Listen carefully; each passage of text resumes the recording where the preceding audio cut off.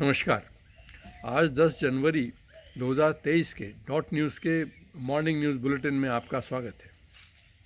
आज के समाचारों में Kanjhawala hit and run and drag मामले में न्यायालय द्वारा 6 आरोपियों को 14 दिनों की न्यायिक हिरासत में भेज दिया गया है। पीड़िता स्वर्गीय अंजलि के घर तोड़फोड़ तथा चोरी की घटना हुई है।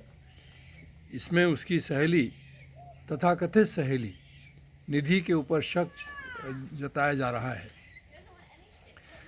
सचिन पायलट आज पंजाब में भारत जोड़ो यात्रा में शामिल होंगे। रूसी सैनिकों ने 600 यूक्रेनी सैनिकों को मार गिराया। उच्चतम न्यायालय के अनुसार धर्मांतरण एक गंभीर मुद्दा है, इसे राजनीतिक रंग नहीं दिया जाना चाहिए। न्यायालय ने यह टिप्पणी अश्विनी कुमार उपाध्याय की जनहित याचिका की सुनवाई के दौरान की। वीडियोकॉन ग्रुप की ऋण में धोखाधड़ी के मामले में आईसीआईसीआई बैंक की पूर्व एमडी तथा चेयरमैन चंद्रा कोचर व उनके पति दीपक कोचर को न्यायालय ने जमानत दे दी है। न्यायालय ने गिरफ्तारी पर लापरवाही तथा बिना सोचे समझे की गई कार्रवाई पर सीबीआई पर नाराजगी भी व्यक्त की। बीएसपी के गाजीपुर में से सांसद अफजल अंसारी ने राहुल गांधी की तारीफ की है। सुप्रीम कोर्ट ने गुजरात तथा उत्तराखंड सरकार द्वारा यूनिफॉर्म सिविल कोड के लिए गठित किए गए पैनल के विरुद्ध दायर याचिका को खारिज कर दिया है। ज्ञानपीठ पुरस्कार से सम्मानित कश्मीरी कवि अब्दुल रहमान राही का 98 वर्ष की उम्र में निधन हो गया है। केंद्रीय गृह मंत्रालय ने पंजाब निवासी वर्तमान में कनाडा में रह रहे अर्शदीप सिंह गिल को आतंकी घोषित कर दिया है। उस पर हत्या, जबरन वसूली तथा आतंकी फंडिंग के आरोप हैं। इंदौर में प्रवासी भारतीय दिवस पर विशिष्ट अतिथि के रूप में बोलते हुए सूरीनाम के राष्ट्रपति चंद्रिका प्रसाद संतोखी ने प्रधानमंत्री को कैरिबियन देशों में हिंदी संस्थानों के खोलने का परामर्श दिया है। 13 जनवरी से 18 जनवरी तक चलने वाले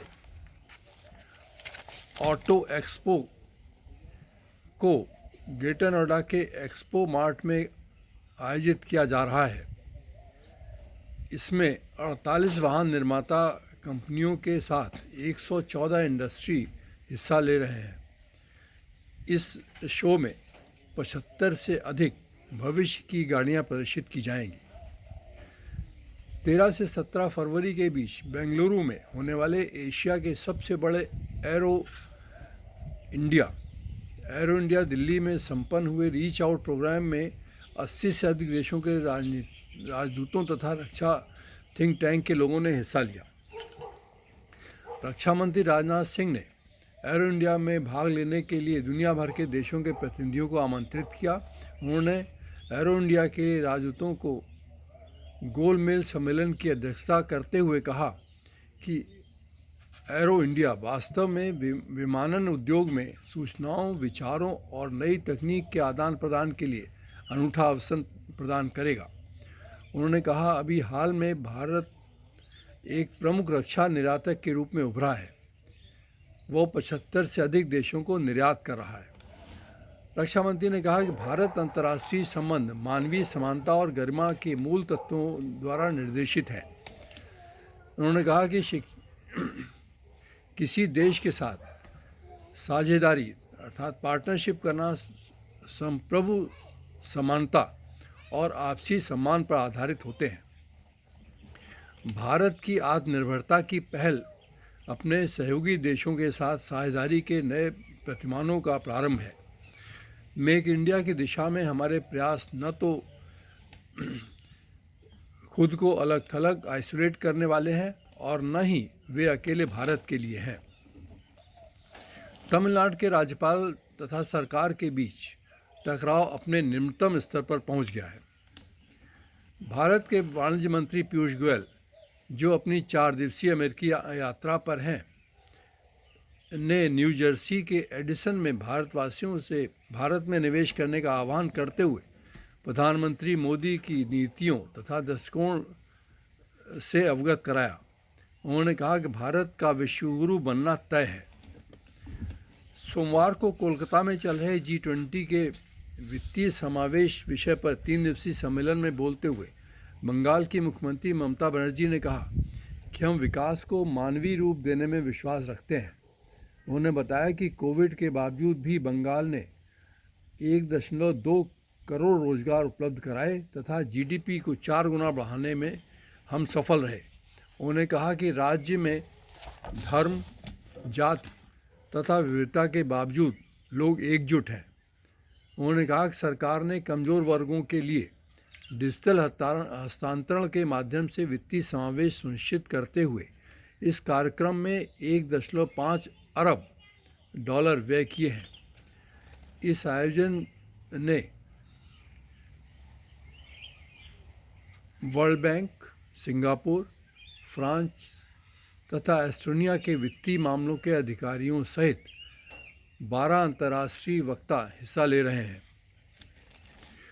प्रधानमंत्री ने इंदौर में प्रारंभ हुए प्रवासी भारतीय दिवस के पहले दिन औपचारिक प्रारंभ करते हुए मुख्य अतिथि गुयाना के राष्ट्रपति डॉक्टर मोहम्मद इरफान तथा विशिष्ट अतिथि सूरीनाम के राष्ट्रपति चंद्रिका प्रसाद संतोखी का गले मिलकर स्वागत किया तथा कहा कि प्रवासी भारतीय भारत के ब्रांड एम्बेसडर हैं तथा उनकी ये जिम्मेदारी है कि वे भारत के सस्टेनेबल फ्यूचर के मॉडल को विश्व में प्रचारित करें। उन्होंने कहा कि भारत में विश्व की दक्षता राजधानी बनने की क्षमता है। भारत विश्व के विकास का इंजन बन सकता है। उन्होंने इंदौर के बारे में कहा कि यह अद्भुत शहर है। ये अपनी विरासत को समेटे हुए समय से आगे चलता है। ये देश के स्वच्छतम शहर के साथ ही स्वाद की राजधानी भी है। एक दिवसीय क्रिकेट मैच की भारतीय क्रिकेट टीम के कप्तान रोहित शर्मा के अनुसार अभी उनका इरादा T20 क्रिकेट से संन्यास लेने का नहीं है। डॉक्टर RS सोढ़ी ने अमूल गुजरात डेयरी कोऑपरेटिव के MD के पद से इस्तीफा दे दिया है, जिसे स्वीकार भी कर लिया गया है। वे 2010 से इस पद पर कार्य कर रहे थे।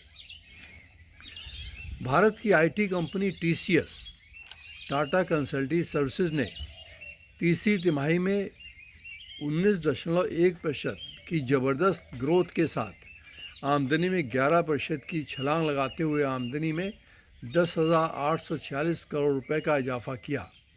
साथ ही तिमाही में 2,197 लोगों की कमी भी की गई। आधिकारिक सूत्रों के अनुसार जम्मू कश्मीर के ग्रामीण इलाकों में विलेज डिफेंस गार्ड्स को CRPF द्वारा हथियार चलाने का प्रशिक्षण CRPF देगी ताकि वे आतंकवादी हमलों का जवाब देने में सक्षम हो सके। इसी संदर्भ में जम्मू कश्मीर में ही आतंकवाद से ग्रस्त मामलों के गांव में पूर्व सैनिकों को राइफ़ल, जो कि ऑटो लोडेड राइफ़ल है, भी दी गई, जो कि विलेज गार्ड्स का कार्य करते हैं। जमायते उलेमा के अनुसार वे महिलाओं की शिक्षा के विरोधी नहीं हैं, परंतु सहशिक्षा के विरोधी हैं। उनका आरोप है कि सहशिक्षा से महिलाओं में आकर्षण बढ़ता है तथा धर्म परिवर्तन की घटनाएं होती हैं। कांग्रेसी नेता राहुल गांधी ने BJP RSS पर तीखा प्रहार करते हुए कहा कि वे 21वीं शताब्दी के कौरव हैं। दिल्ली सरकार के वायु की गुणवत्ता के गिरते स्तर को दृष्टिगत रखते हुए सोमवार से शुक्रवार तक पेट्रोल के BS3 तथा डीजल के BS4 वाहनों के संचालन पर प्रतिबंध लगा दिया है, जो लागू भी हो गया है। उत्तराखंड के जोशी मठ में जमीन के धंसने के मामले में कांग्रेस ने इसे राष्ट्रीय कैलेमिटी घोषित करने के साथ ही विशेषज्ञों तथा पर्यावरणविदों की रिपोर्ट आने तक क्षेत्र में सभी विकासात्मक कार्यों को रोकने की मांग की है। लुधियाना से संचालित होने वाले अंतर्राष्ट्रीय नशीली दवाओं के गिरोह का नेशनल नारकोटिक्स ब्यूरो की चंडीगढ़ इकाई द्वारा भंडाफोड़ करते हुए 2 अफगानियों सहित 16 लोगों को गिरफ्तार किया गया है।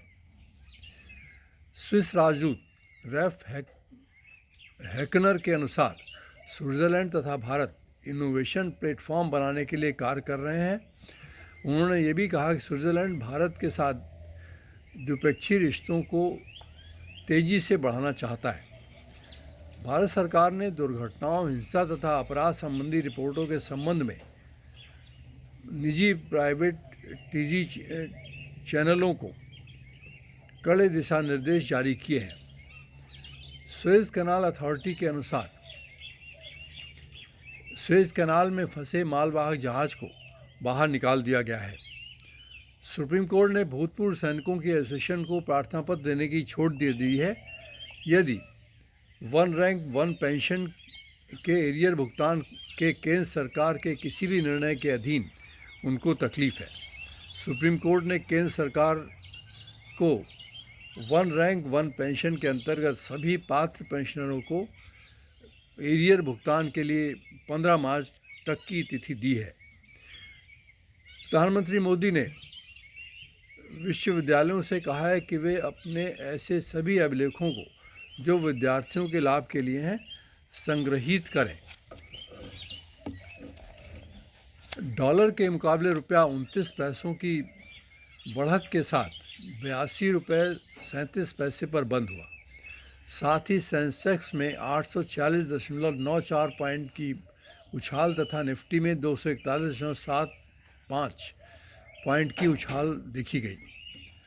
इलेक्शन कमीशन ने रिमोट वोट की उपयोगिता के संबंध में पार्लियामेंट्री कमेटी को अवगत कराया है कि वोट देने वालों की संख्या में गिरावट का कारण आंतरिक विस्थापन तथा शहरी तथा युवा मतदाताओं में एपैथी होना, मतलब उनसे अलगाव होना है। टीएमसी नेता शत्रुघ्न सिन्हा ने कहा कि राहुल गांधी विरोधी खेमे में से प्रधानमंत्री पद के प्रबल दावेदार हो गए हैं। उनके समर्थन में लाखों लोग आगे आए हैं। उन्होंने अपनी नेतृत्व क्षमता को सिद्ध कर दिया है। जनता ने उनको अपना नेता मान लिया है। समाजवादी पार्टी के वरिष्ठ नेता शिवपाल सिंह यादव पार्टी की सांसद डिम्पल यादव पर की गई अभद्र टिप्पणी को बर्दाश्त नहीं करेंगे। उन्होंने कहा कि पार्टी सड़क से लोकसभा तक लड़ाई लड़ेगी। बिहार के मुख्यमंत्री नीतीश कुमार ने कहा कि महागठबंधन सरकार प्रदेश के हर जिले में कम से कम एक मेडिकल कॉलेज खोलने का प्रयास कर रही है। हरियाणा के मुख्यमंत्री मनोहर लाल खट्टर के अनुसार राज्य में बीपीएल मतलब गरीबी की रेखा से नीचे की सीमा को बढ़ाए जाने के पश्चात, अर्थात गरीबी की रेखा का आय सीमा बढ़ाने के पश्चात 12 लाख लोग गरीबी की रेखा से नीचे आ गए हैं। आधिकारिक सूत्रों के अनुसार जम्मू कश्मीर के राजौरी ज़िले में ढोंगरी गांव में विलेज डिफेंस गार्ड्स के रूप में कार्य कर रहे भूतपूर्व सैनिकों को सेल्फ लोडिंग राइफल्स बांटी गई हैं।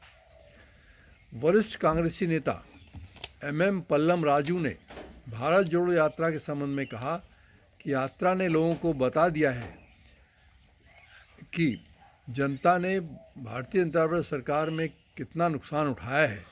2024 के लोकसभा के चुनाव में जनता निश्चित ही परिवर्तन करेगी। मास्को से गोवा आ रही उड़ान के संबंध में गोवा एटीएस को ईमेल पर विमान में बम होने की सूचना मिलने के पश्चात विमान की जामनगर में आपातकालीन लैंडिंग करानी पड़ी। धनबाद में टेम्पो तथा ट्रक की भीषण मुठभेड़ में 8 लोगों के मारे जाने का समाचार है। आधिकारिक सूत्रों के अनुसार दिल्ली विश्वविद्यालय अपनी केंद्रीय लाइब्रेरी के विस्तार की योजना के अंतर्गत 110 करोड़ रुपए की लागत से 600 करोड़ की क्षमता की लाइब्रेरी को 400 करने की योजना बना रही है। जोशीमठ घटना के संबंध में गृह मंत्रालय तथा डिजास्टर मैनेजमेंट अथॉरिटी के अधिकारियों ने मुख्यमंत्री पुष्कर सिंह धामी से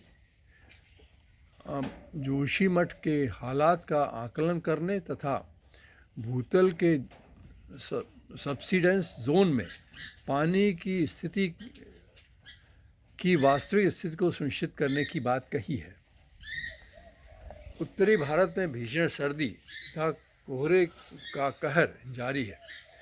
कानपुर में आज न्यूनतम तापमान 8 डिग्री सेल्सियस तथा अधिकतम 20 डिग्री सेल्सियस रहने की संभावना है। लखनऊ में न्यूनतम तापमान 9 डिग्री सेल्सियस रहा तथा अधिकतम 19 डिग्री सेल्सियस रहने की संभावना है। आज के समाचारों में बस इतना ही। मैं नीलम कुमार सिंह आपसे आज के लिए इस अनुरोध के साथ विदा लेता हूं कि आप हमारे चैनल को अधिक से अधिक सब्सक्राइब करें, शेयर करें और लाइक करें। यदि आपको कोई अपना कमेंट देना हो तो मैं आपके कमेंट का इंतज़ार करूंगा और आपके कमेंट के अनुसार कोशिश करूंगा कार्रवाई हो सके। इन्हीं शब्दों के साथ नीलम कुमार सिंह को विदा दीजिए। नमस्कार, धन्यवाद।